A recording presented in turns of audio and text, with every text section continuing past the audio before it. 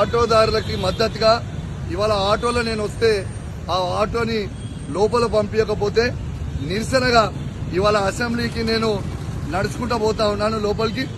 ఇది చాలా బాధాకరమైన విషయం.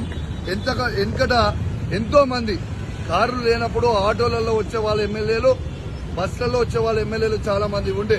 ఇవాళ ఆటోని లోపల పంపించకపోవడం చాలా బాధాకరం అని చెప్పి ఈ సందర్భంగా తెలియజేస్తూ ఇవాళ నేను వాస్తవంగా నిరసనగా అసెంబ్లీకి ఇవాళ నడుచుకుంటా లోపలికి పోతా ఉన్నాను. ఎందుకంటే ఆటోని లోపలికి అలౌ చేయలే కాబట్టి.